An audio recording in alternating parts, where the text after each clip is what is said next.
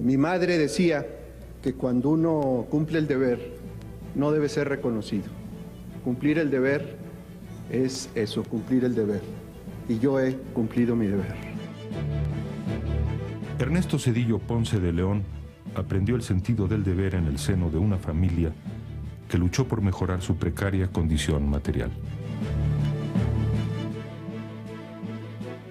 Nació el 27 de diciembre de 1951 en la Ciudad de México. 3 años después, sus padres, Rodolfo Zedillo y Marta Alicia Ponce de León, se trasladaron a Mexicali, Baja California, en busca de mejores horizontes para sus 6 hijos.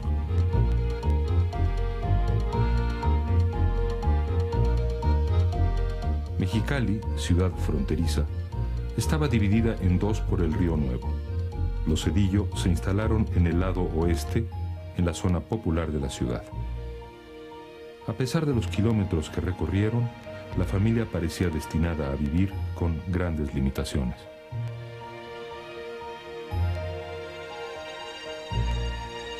Don Rodolfo, electricista de profesión, no tenía trabajo ni ingresos fijos. Doña Marta Alicia, quien por el matrimonio había dejado inconclusos sus estudios de medicina en la UNAM, se convirtió en el principal sostén de la familia. Trabajaba como secretaria en el gobierno estatal y atendía la dulcería del barrio, sin descuidar la educación de sus hijos. Y como si estas no fueran suficientes actividades, encontraba el tiempo para militar en el PRI como miembro de la Confederación de Organizaciones Populares de Mexicali y para escribir poemas, cuentos y columnas en el periódico de la colonia. Era una persona pues muy emotiva, de una gran sensibilidad, pero no obstante esa sensibilidad, también era una persona que creía en la disciplina, creía en la responsabilidad, tenía un profundo sentido de responsabilidad que a veces llevaba quizás a extremos. Ernesto fue incansable y tenaz como su madre. Siendo aún niño, emprendió con sus hermanos diversos negocios. Tenían un pequeño puesto ambulante en el que vendían frutas, huevo y aguas frescas. Recogían latas, clavos, tuercas y tornillos para venderlos en una fundidora. Ernesto llegó incluso a vender periódicos. Con el esfuerzo constante de toda la familia, los Zedillo Ponce de León lograron romper con el que parecía ser su destino amargo. Cuando Ernesto terminó la primaria, pudieron cambiarse a una casa en el otro lado del río.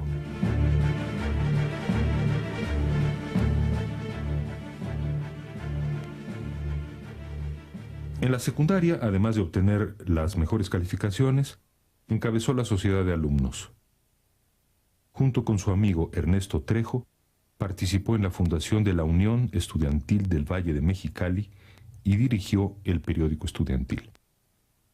Adiós, adiós, adiós, mi diosa del mar, mi reina del... Al terminar la secundaria, con apenas 14 años, Ernesto fue enviado de regreso a la Ciudad de México para estudiar en la Vocacional 5. Era el año de 1968 y Ernesto vivía solo con su hermano Luis Eduardo en un departamento de la colonia Balbuena. Cuando estábamos en este proceso de gran fervor revolucionario, y viene el movimiento del 68 y tenemos que presentarlo, te digo, Ernesto, cuando entran los granaderos en el 68 a la Vocacional, Ernesto sale a pelearse físicamente contra ellos. Era estudiante de vocacional, pero creo que emotivamente me involucré mucho. Y bueno, creo que para muchos jóvenes que estuvimos cerca o que participamos o que vimos a algunos compañeros terminar en la cárcel o en otras circunstancias, pues fue una experiencia decisiva en muchos sentidos, ¿no? Creo que hubo ciertas cuestiones fundamentales como el anhelo de libertad. Creo que ese era un concepto esencial, la libertad. El 9 de marzo de 1969 ingresó a la Escuela Superior de Economía del Politécnico y el mismo día comenzó a trabajar como auxiliar en el Banco Nacional del Ejército y la Armada. 2 años después, murió la madre de Ernesto cuando tenía apenas 38 años de edad. Fue una enfermedad realmente súbita, no fue una enfermedad larga, se muere en 3 días, 4 días. Fue algo así bastante traumático para todos. Zedillo aceleró el paso. Comenzó a trabajar en la Dirección de Política Económica de la Secretaría de la Presidencia. En la escuela tomaba materias extras y fue seleccionado para ser parte de un grupo piloto formado por los alumnos más aventajados. Para junio de 1972, se tituló y comenzó a dar clases en la Escuela Superior del Politécnico. En uno de esos grupos conoció a la mujer con quien se casaría más adelante, Nilda Patricia Velasco. Atrás, a lo lejos, quedaron las calles polvorientas y la infancia de penurias. De aquellos años conservó siempre el hábito del esfuerzo constante, la dedicación al trabajo y el sentido del deber. Cuando en 1971 Ernesto Zedillo entró a trabajar en la Dirección de Política Económica de la Secretaría de la Presidencia, el director era Leopoldo Solís, un reconocido economista doctorado en la Universidad de Yale. Él fue en aquella época como el gran patriarca de los estudiantes que salíamos a estudiar fuera de México, economía, y mandaba estudiantes a todas las escuelas, menos a la escuela donde él había ido a estudiar. Y sin embargo, él me dijo, usted tiene que ir a estudiar a la escuela donde yo estudié, ¿no? Entonces él fue una influencia, yo diría, decisiva en mi vida. Formado como todos los estudiantes de su época dentro de la economía marxista, Ernesto Zedillo encontró en la Universidad de Yale una postura distinta de la ciencia económica. Entonces al principio era muy difícil porque no llevaba las bases de conocimientos, ni de economía, ni de matemáticas, ni de estadística, ni tampoco llevaba las bases del lenguaje. O sea, llegó muy mal preparado, terriblemente mal preparado a estudiar el doctorado. Quizás fue un acto casi de imprudencia el haberme ido así, pero me admitieron. Él se benefició de este tipo de enfoque que tenemos en Yale, que es, necesitas un gobierno que ayude a perfeccionar a los mercados. Y los mercados pueden, de hecho, ayudar a que se logren las metas sociales que quieres alcanzar. No tienen necesariamente que lastimar a los pobres. En solo 4 años, el mínimo requerido, obtuvo el doctorado y se reintegró al equipo del Banco de México que dirigía Leopoldo Solís. Este grupo de economistas buscaba solucionar el grave problema de endeudamiento que generó la administración de José López Portillo. Con el boom petrolero, las grandes empresas se habían endeudado en dólares y la devaluación de 1982 las tenía al borde de la quiebra. El equipo presentó un programa de rescate para las empresas llamado Ficorca, que en buena medida fue ideado e instrumentado por Zedillo. Miguel Mancera Aguayo, director del banco, le pidió al doctor Zedillo que se encargara de operar el Ficorca. Académico acostumbrado al análisis y al estudio más que a la administración, el doctor Zedillo se rehusó a aceptar el cargo y acudió a su maestro, Leopoldo Solís, en busca de apoyo para su negativa. Y para mi sorpresa, él toma una actitud muy severa hacia mí y dice, bueno, es que no entiendo ni siquiera por qué me viene usted a consultar. Creo que usted ya debió haberle aceptado esto al licenciado Mancera. Y le digo, bueno, ¿y por qué me dice eso? Si toda la vida usted me animó a que yo fuera un economista profesional y académico, ¿y por qué hoy me cambia todo? Dice, bueno, es que usted no se dio cuenta que el país cambió y cambió de manera para mal. Y este no es el momento de frivolidades académicas. Así que por favor váyase de mi oficina y vaya a pedirle una disculpa al licenciado Mancera y dígale que acepta. Y bueno, creo que me dio una lección muy importante. El desempeño de Zedillo le abrió las puertas para que ocupara la subsecretaría de Programación hacia 1987 y que, posteriormente, fuese nombrado secretario de Programación y Presupuesto en el gabinete de Salinas de Gortari. En 1992 fue nombrado secretario de Educación Pública, puesto que desempeñó con acierto al federalizar la enseñanza. A fines de 93 se incorporó como coordinador de la campaña presidencial de Luis Donaldo Colosio.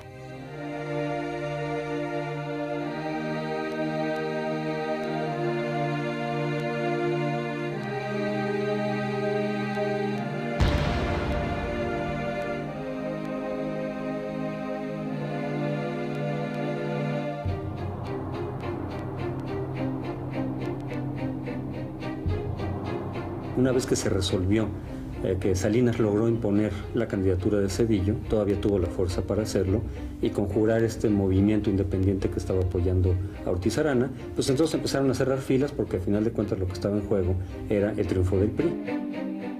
Sí protesto por Colosio, por el PRI, por México. La campaña se desarrolló en un ambiente político enrarecido por el levantamiento en Chiapas del Ejército Zapatista de Liberación Nacional y el asesinato de Luis Donaldo Colosio. Las elecciones se efectuaron en paz y sin reclamos graves de fraude. La mayoría de los mexicanos se inclinó por la opción que representaba la certidumbre de la continuidad. Ernesto Zedillo fue electo presidente con 17 millones de votos. A fines de 1994, el país tenía un grave déficit en cuenta corriente de más de 27 mil millones de dólares, que se estaba financiando fundamentalmente con capital especulativo, y el peso estaba sobrevaluado.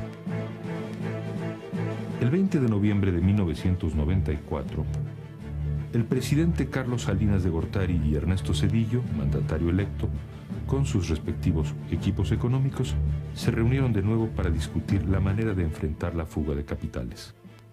No fue una plática simple de paso de estafeta, fue una plática muy seria en la que se analizaron cuáles eran las mejores opciones que se tenían para enfrentar una situación financiera compleja.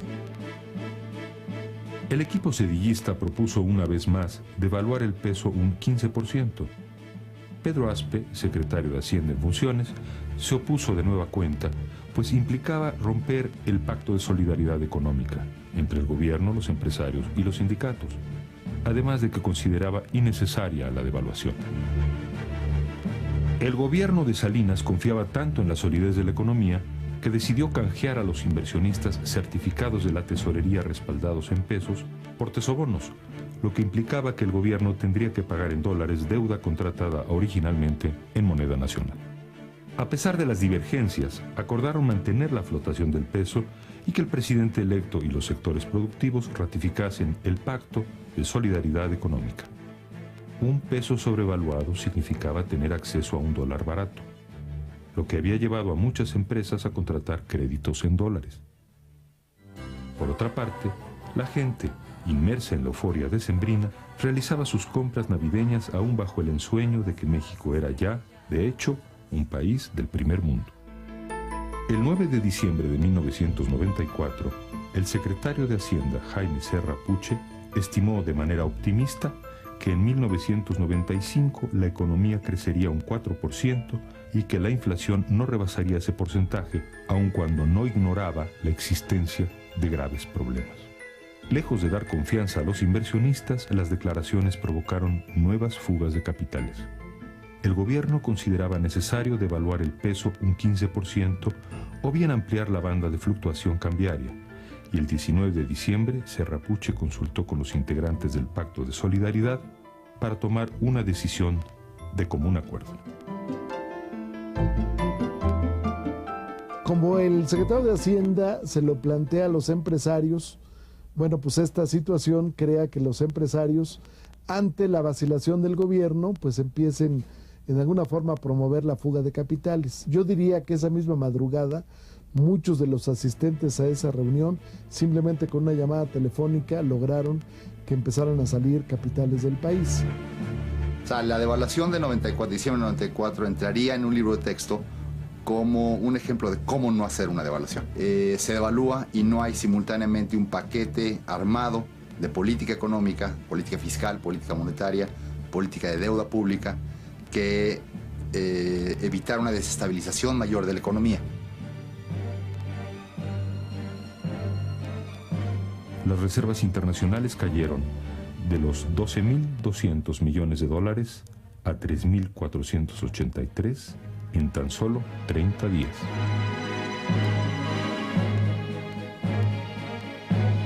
A esta cuestión de inestabilidad se agregó que para principio de año el gobierno tenía que cubrir el vencimiento de tesobonos por un total de 29.000 millones de dólares. Me parece que el argumento de que una crisis de esa naturaleza puede gestar 3 días cae por su propio peso. No hay más que ver los sucesos y los desequilibrios que se acumularon durante 1994 para darnos cuenta que se trata de una crisis que se fue acumulando a lo largo de los meses. Bueno, pero el problema no fue la devaluación de diciembre de 94. El problema fue la crisis financiera, la gran salida de capitales, ya en una circunstancia de prácticamente de insolvencia del país, un agotamiento de las reservas internacionales y la exigibilidad de todas estas obligaciones. México fue, por decirlo así, tristemente, pues el conejillo de Indias de la nueva globalización financiera en la que ahora vivimos. A la devaluación siguió el incremento de las tasas de interés y una inflación que alcanzó en marzo de 1995 una tasa anualizada del 55%. Preocupado por el devastador efecto de la crisis, el presidente de Estados Unidos, Bill Clinton, ordenó al Departamento del Tesoro que prestara a México 20.000 millones de dólares y presionó a diversos organismos internacionales para que México recibiese un total de 53.000 millones de dólares. Cada dólar estaba garantizado con las facturas de Pemex. Para entonces, el error de diciembre ya había causado estragos en todas las economías de América Latina, fenómeno que fue llamado, despectivamente, efecto tequila. ¡Hijos del bien de sus padres! ¡Una copa para todos! ¡Yo pago! ¡Yo pago! El presidente comentó que, dada la gravedad de la crisis, el país entraría en terapia intensiva y que había que aplicarle una amarga medicina. Los proyectos de crecimiento económico se fueron dejando de lado. A Serra Puche la devaluación le costó el puesto. El 29 de diciembre fue sustituido en Hacienda por Guillermo Ortiz Martínez y el gobierno puso en marcha una serie de programas de corte recesivo para estabilizar la economía. Para entonces, la moneda había llegado a 8 pesos por dólar y la economía había decrecido en un 7%. Poco a poco el peso detuvo su caída y lentamente los mercados comenzaron a estabilizarse. Lo peor había pasado. Sin embargo, las huellas dejadas por la recesión eran desoladoras. Miles de familias perdieron casas, coches, pequeños negocios. Las empresas que no cerraron tuvieron que realizar drásticos recortes de personal. De acuerdo con las cifras oficiales, en 1995, cerca de 1.500.000 trabajadores se quedaron sin empleo. El flujo de mexicanos que migran hacia Estados Unidos se incrementó. Las autoridades estadounidenses reforzaron la vigilancia en la frontera, pero, acosados por la pobreza, los indocumentados siguieron intentando cruzar la línea, aún arriesgando la vida.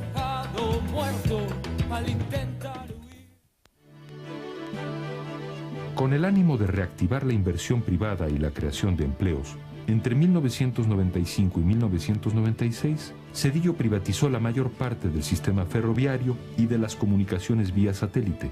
Además, concesionó a los particulares la administración de los puertos aéreos y marítimos.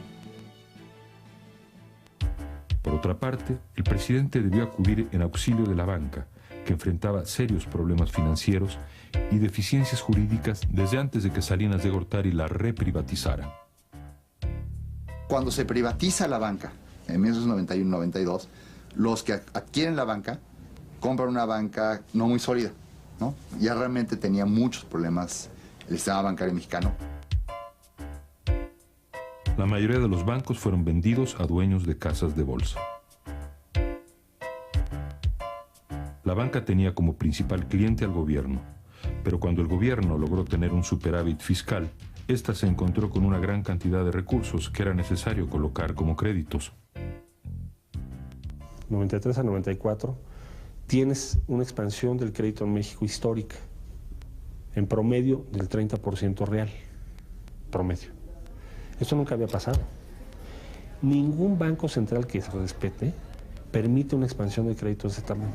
Tal vez el principal problema que se tuvo previo a la crisis como tal, a la crisis bancaria como tal, es que no hubo una labor de supervisión por parte de la Comisión Bancaria sobre qué está pasando en la banca. Con el aumento espectacular a las tasas de interés que siguió a la devaluación, miles de personas y empresas no pudieron pagar sus deudas y el problema de los préstamos vencidos o incobrables se agudizó al grado de que la mayoría de los bancos quedó al borde de la quiebra. Y durante varios meses estuvimos bajo el riesgo de que quebrara el sistema bancario, no de que quebrara un banco o dos, había un riesgo sistémico. Y si hubiera quebrado el sistema bancario, pues hubiera quebrado el sistema de pagos del país. Y si hubiera quebrado el sistema de pagos del país, hubiera quebrado toda la economía del país. Entonces una primera decisión era, ¿dejamos o no quebrar al sistema bancario? Una posibilidad que tenía el gobierno, y que hubiera sido muy cara, era quedarse automáticamente con todos los bancos, volver a expropiar la banca. Pero eso hubiera sido muy caro, hubiera sido la decisión más cara de todas. Con el fin de proteger los depósitos de los ahorradores y de sanear a la banca, el gobierno intervino comprando cartera vencida de los bancos, pero a condición de que por cada peso aportado por el gobierno, los accionistas inyectaran 2 pesos al capital de los propios bancos. El gobierno adquirió deuda recurriendo al Fondo Bancario de Protección al Ahorro, FOBAPROA, y después a recursos públicos en forma de pagarés. La deuda pública que va a dejar el doctor Zedillo interna creció 4 veces en 3 años. La total, la deuda total de México. Pasó de 240,000 millones a más de 1 billón sin consentimiento del Congreso. Este es el punto medular. A fines de marzo de 98, Zedillo solicitó al Congreso la conversión en deuda pública de los pagarés emitidos por el FOBAPROA a favor de los bancos, que para entonces sumaban 552,300 millones de pesos. La oposición, que ya era mayoría en la Cámara de Diputados, rechazó la iniciativa. Violaron la Constitución, pasaron por encima del Congreso porque la Cámara es la única que puede autorizar endeudamiento público. Dígase lo que se diga, la propuesta de él era nada más convalidar lo que inconstitucionalmente habían hecho. Es cierto, se podía haber criticado al gobierno por la decisión de rescatar o no rescatar al sistema bancario, pero se tenía que haber dicho cuáles eran los costos para el país de no rescatarlo. Se puede criticar al gobierno de haber seguido este camino, ciertamente con un grado de discrecionalidad que a mí en principio no me gusta, pero era el camino menos costoso. La filosofía del programa fue la correcta y no había otra manera de hacerlo. Fue la forma más barata de hacerlo. Después de meses de confrontación entre el Ejecutivo y el Legislativo, un acuerdo entre las fracciones del PRI y el Partido Acción Nacional consiguió que la Cámara de Diputados aprobara en noviembre de 1998 que en el presupuesto anual se destinara una partida al pago de los intereses generados por los pagarés del FOBAPROA. Este acuerdo contemplaba que se hiciera una auditoría, pues existía la sospecha de que al amparo de la discrecionalidad del rescate y de una legislación bancaria deficiente, algunos empresarios y banqueros habían cometido abusos en perjuicio del erario público. Aquí el problema es que la ley no era rigurosa. A nosotros nos tocó enfrentar esa crisis bancaria en un momento en que nuestra ley ni siquiera tipificaba los delitos de cuello blanco. Y me hubiese a mí gustado tener más instrumentos jurídicos para que el Estado hubiera podido actuar con mucho más rigor contra quienes abusaron del sistema bancario, contra quienes abusaron del rescate bancario. Como reacción a la crisis bancaria, se endurecieron las leyes que rigen las actividades de la banca y se creó el Instituto de Protección al Ahorro Bancario, el IPAB. La prioridad del presidente Zedillo para la segunda mitad de su administración fue dotar al país de sólidos fundamentos macroeconómicos, para eliminar así la posibilidad de una nueva crisis de fin de sexenio. Mantuvo la disciplina fiscal para sostener un déficit público bajo y modificó la rígida política cambiaria por otra de flotación relativamente libre del peso. En el marco de las oportunidades que brinda la globalización, el gobierno de Zedillo firmó nuevos acuerdos comerciales con la Unión Europea y con otros 28 países. Buscaba así diversificar y ampliar el intercambio comercial de México con otras regiones y depender menos de su comercio con Estados Unidos. Las exportaciones de bienes casi se duplicaron en 3 años. Para fines del 2000, los principales indicadores son bastante satisfactorios, prueba de que en buena medida la economía del país se ha recuperado del desplome de 1995.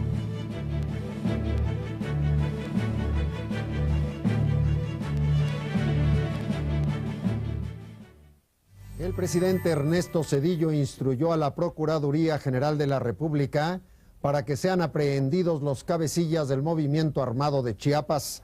Ya se procede a cumplir las órdenes de aprehensión. Sectores de la sociedad realizaron movilizaciones de protesta. Intelectuales y varias organizaciones no gubernamentales, nacionales y extranjeras, pidieron detener la ofensiva militar.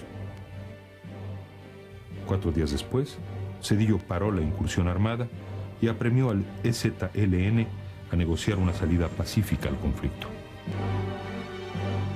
Digamos, dada la naturaleza de esa operación, creo que se mostró claramente que el propósito del gobierno no era un propósito represivo y de hecho logramos el objetivo que se tenía, porque después de esa acción el EZLN fue anuente a tomar el diálogo. A partir de ese momento el gobierno zedillista no volvió a lanzar acciones militares contra los zapatistas. El 22 de abril de 1995, el gobierno federal y el EZLN dieron inicio a las negociaciones de San Andrés Larrainza. Para alcanzar la paz, las partes debían discutir 6 temas. El primero fue derechos y cultura indígenas.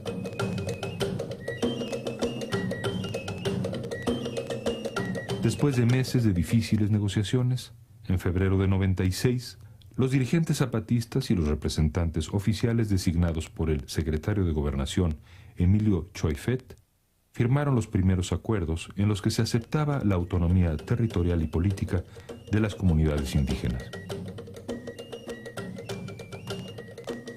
El paso siguiente suponía que el gobierno federal elaborara una iniciativa de ley para elevar a rango constitucional dichos acuerdos. Ante la demora gubernamental, la COCOPA, con autorización de las partes, preparó una propuesta de iniciativa de ley que rechazó el gobierno. Y ahí lo que sucedió fue que la Comisión de Concordia y Pacificación consultó con el EZLN, no consulta con el gobierno, y produce una iniciativa de reforma constitucional, de manera, digamos, unilateral, sin consultar a una de las partes de este diálogo.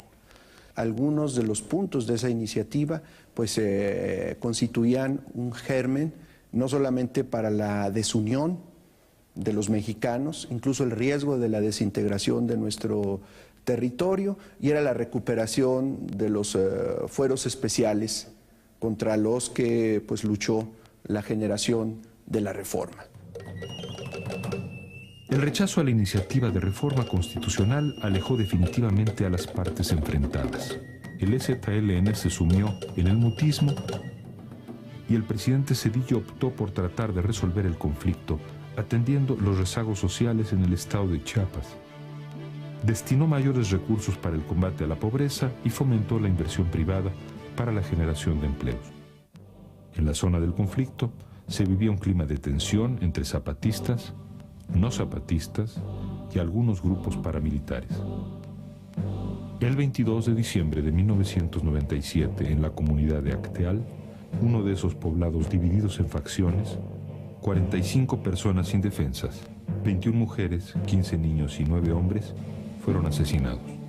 Las víctimas, que pertenecían a la organización prosapatista Las Abejas, estaban dentro de una casa comunitaria orando por la paz cuando los asesinos dieron comienzo al ataque. Es lo más triste que ocurrió durante mi presidencia. Y triste además porque es algo en lo cual pues el gobierno federal no tuvo en ese momento realmente posibilidad de prevenir y evitar. Siempre me va a quedar la duda de que si hubiera estado en esa región de Chiapas el ejército, a lo mejor esta barbaridad no hubiera ocurrido.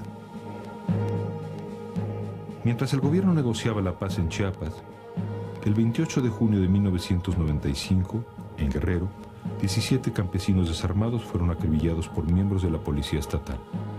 Presionado por la opinión pública, el gobernador Rubén Figueroa Alcocer tuvo que dejar el cargo. Un año después hizo su aparición en Guerrero el Ejército Popular Revolucionario, y a lo largo del sexenio otros grupos guerrilleros surgieron en distintas regiones del país.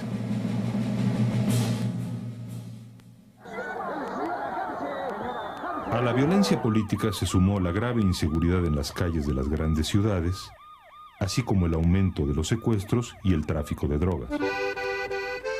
El gobierno respondió endureciendo las leyes penales y recurriendo en mayor medida al ejército en el combate al narcotráfico, ante la corrupción con la que el crimen organizado había infiltrado los distintos cuerpos de la policía. En este sexenio fueron detenidos o murieron varios de los más importantes capos mexicanos, pero también fueron arrestados 3 generales y 2 gobernadores perdieron sus puestos, acusados de proteger bandas de narcotraficantes y secuestradores. En un esfuerzo por contar con un cuerpo policíaco libre de los vicios que corroen a los demás, el gobierno creó en 1999 la Policía Federal Preventiva. Su actuación más destacada hasta ahora ocurrió en febrero del año 2000, cuando se le ordenó poner fin sin violencia a la larga huelga en la Universidad Nacional Autónoma de México. Los estudiantes universitarios dieron comienzo el 20 de abril de 1999 a un paro en protesta por el aumento de las cuotas de inscripción de 500 pesos al año, y además acusaron al gobierno de una disminución en los recursos destinados a la educación pública media y superior. Pero pronto el paro degeneró en un enfrentamiento estéril. Las autoridades universitarias fueron imprudentes en promover reformas en un tiempo preelectoral, pero la minoría de estudiantes radicales que tomó el control del movimiento actuó con marcada intolerancia y con un evidente desdén por la democracia. Mi límite como autoridad fue cuando se empezaron a presentar hechos de violencia en la universidad.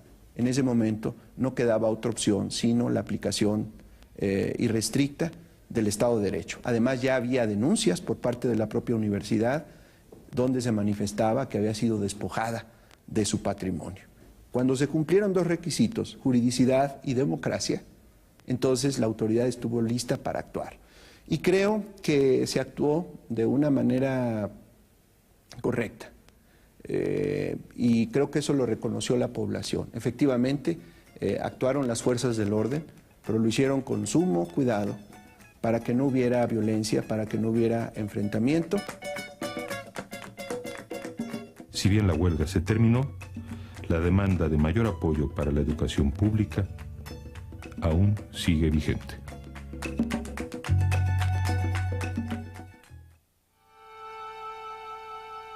Ernesto Zedillo representaba la continuidad del modelo económico que tantos elogios había recibido dentro y fuera del país. No se avisoraban al inicio del sexenio conflictos entre el presidente y su antecesor. En plena crisis económica, el presidente Zedillo señaló las frágiles condiciones en que había recibido la economía y responsabilizó, sin mencionarlo al exmandatario Carlos Salinas de Gortari, de la devaluación del peso. El 28 de febrero de 1995, Carlos Salinas llamó a un noticiero de televisión para rechazar tales imputaciones. Que se atribuye la devaluación a la administración que yo encabecé. No niego insuficiencias, pero no se reconocen los errores que se cometieron en diciembre. Ya se ha reconocido por algunos funcionarios en medios internacionales precisamente esos errores cometidos en diciembre. Lo único que pido es que se reconozca también entre los medios mexicanos. El mismo día que Carlos hizo esta declaración, su hermano Raúl fue detenido por la Procuraduría General de la República, acusado de ser el autor intelectual del asesinato de Francisco Ruiz Massieu. 2 días después, el presidente Zedillo declaró en Tlaxcala que la detención de Raúl Salinas era una tragedia familiar, pero que nadie, absolutamente nadie, puede situarse por encima de las leyes. En México se acabó la impunidad. El día 10 de abril, Carlos Salinas salió del país. Esta fue la primera regla del sistema político mexicano que rompió Ernesto Zedillo.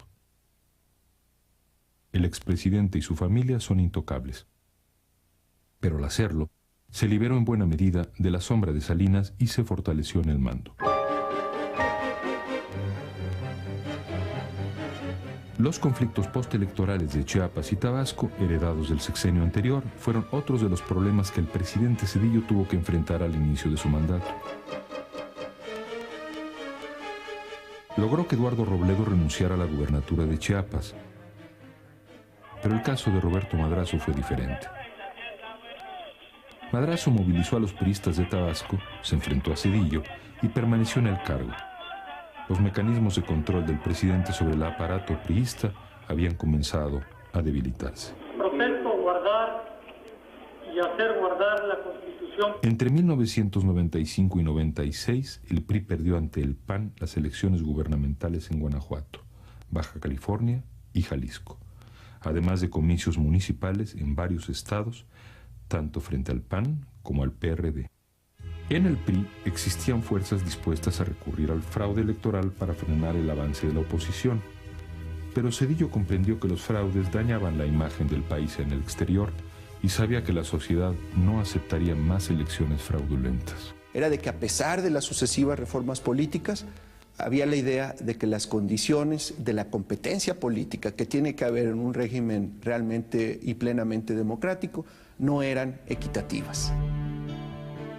Por eso, aunque necesitaba a un PRI fuerte que apoyara sus iniciativas, suscribió en julio de 95 la reforma electoral que le otorgó plena autonomía al Instituto Federal Electoral. En 1997, Zedillo se comprometió a garantizar que las elecciones de julio de ese año fueran transparentes y a que se respetara el resultado de las votaciones. El PRI perdió la jefatura del gobierno del Distrito Federal y por primera vez la mayoría en la Cámara de Diputados. Y el presidente reconoció sin reservas los triunfos de la oposición. Había ocurrido un cambio sin precedente. El Instituto Federal Electoral y el sistema electoral en su conjunto contaban con la confianza del ciudadano mexicano.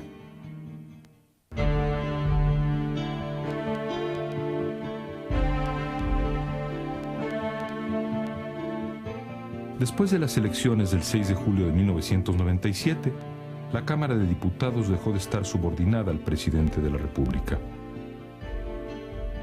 Con la instalación de la 57 legislatura, México comenzó a vivir de nuevo la división de poderes.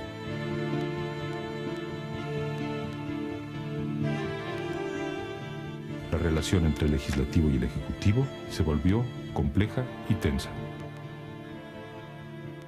Es momento propicio para recordar a usted, ciudadano presidente, su compromiso formal, públicamente expresado y hasta hoy incumplido de mantener con esta legislatura una comunicación fluida y permanente para hacer posible.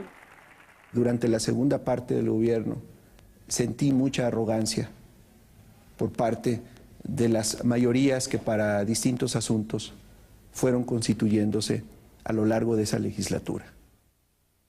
Una vez hubo una expresión de un destacado líder del Congreso donde dice, mira, nosotros somos el Consejo de Administración y el Ejecutivo es el simple administrador y hazle como puedas. Un acierto muy importante es el que, ejerciendo las atribuciones que les corresponden a los legisladores, han establecido límites al Poder Ejecutivo y que han empezado a reclamar el que, como nunca lo había hecho el Poder Ejecutivo, tenga que negociar, tenga que argumentar, tenga que sustentar sus iniciativas que eventualmente son modificadas. Desde el arranque de su sexenio, Ernesto Zedillo les planteó a sus correligionarios la necesidad de que los candidatos a puestos de elección fueran seleccionados por los militantes sin la intervención del presidente de la República. Dicho en términos coloquiales, dije, el llamado dedazo está muerto. Los llamados Cuatro Fantásticos, Francisco Labastida, Roberto Madrazo, Manuel Bartlett y Humberto Roque, disputaron la candidatura presidencial del PRI en unas elecciones internas como nunca antes se había visto. Un nuevo PRI más cerca de ti. En el fondo, muchos priistas y no priistas pensaban que el candidato de Ernesto Zedillo era Labastida. Después de una competida y ríspida campaña, el 7 de noviembre se efectuaron las elecciones priistas en las que Francisco Labastida ganó con holgura. La lucha política entre los distintos candidatos presidenciales fue muy competida y los medios hicieron una cobertura mucho más equitativa en torno a las actividades de los aspirantes. Hasta llegar a la noche del 2 de julio. La noche del 2 de julio es una noche en términos de televisión de primer mundo. O sea, los medios están buscando la nota donde la encuentren, los medios entienden su papel, se reservan, cuidan no caer en sensacionalismos. Tú puedes tener 4 o 5 opciones esa noche, es decir, la posibilidad de engañar, de tergiversar, se reduce al mínimo. La noche del 2 de julio, Ernesto Zedillo impresionó a propios y extraños al reconocer el triunfo del candidato de la Alianza por México, Vicente Fox, tan solo 15 minutos después de que se dieran a conocer las primeras cifras oficiales sobre el conteo de votos.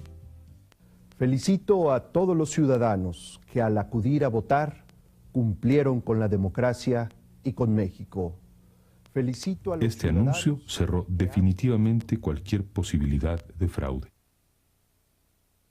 Las voces de los viejos priistas se levantaron en contra del presidente, exigiendo incluso su expulsión del partido. Con la derrota del PRI, se ha cerrado la etapa del partido de Estado y el viejo sistema político comenzó a perder cohesión.